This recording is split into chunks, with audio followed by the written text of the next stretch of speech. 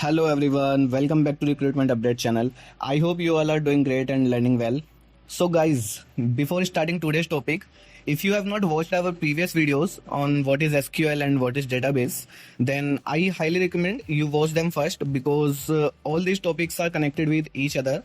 I have attached both videos in the I button and also in the description box.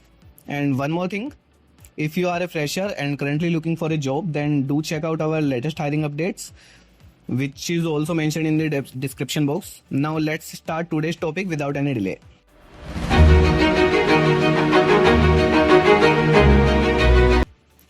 So guys, in our previous video we learned what a database is, and at the end of that video I told you that in our upcoming videos we will understand the different types of databases.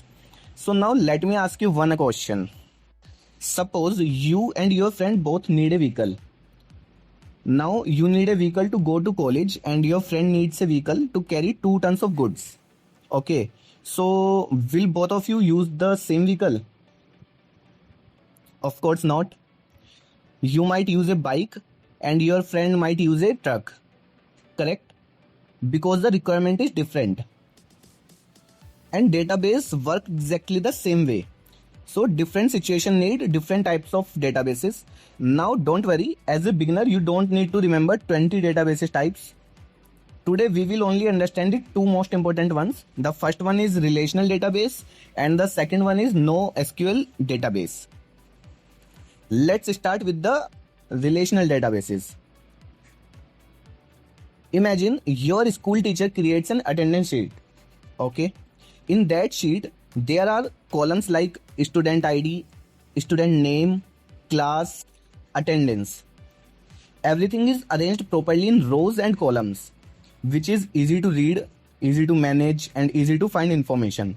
So this is exactly how a relational database works. This is stored in rows and columns just like an Excel sheet. Some popular examples are MySQL, SQL Server, PostgreSQL and Oracle.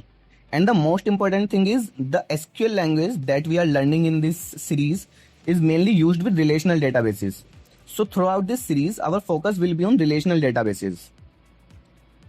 Now let's understand NoSQL databases. Imagine Instagram. Every second, people are uploading photos, videos, stories, comments and messages, correct? So different kind of information are coming continuously. Now imagine storing all of that in a simple Excel sheet. It would become very difficult. This is where NoSQL databases help. They are designed to handle huge amount of flexible data. One popular example is MongoDB. Now don't worry about learning MongoDB right now. As beginners, our focus should be on SQL and relational databases first. Once you become comfortable with SQL, learning and NoSQL will be much easier. So let's quickly revise. If data is organized in rows and columns like an Excel sheet, it is generally a relational database. And if data is large, flexible and comes in different formats, NoSQL databases are often used. Understood? So this is all about for the relational databases. Now guys, from the next video onwards, we are finally moving towards practical learning. We will install SQL Server and start writing SQL queries step by step. And trust me guys, that's where the real fun begins.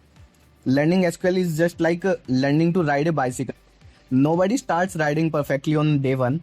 First you learn balance, then you move slowly and then you gain confidence, correct? And after some practice, you ride confidently. Similarly, we will learn SQL one step at a time. No confusion, no complicated explanation, no assumptions. We will start from absolute basics and move towards advanced concepts. So guys, that's all for today's video. I hope you found this video helpful. If yes, then please support the channel.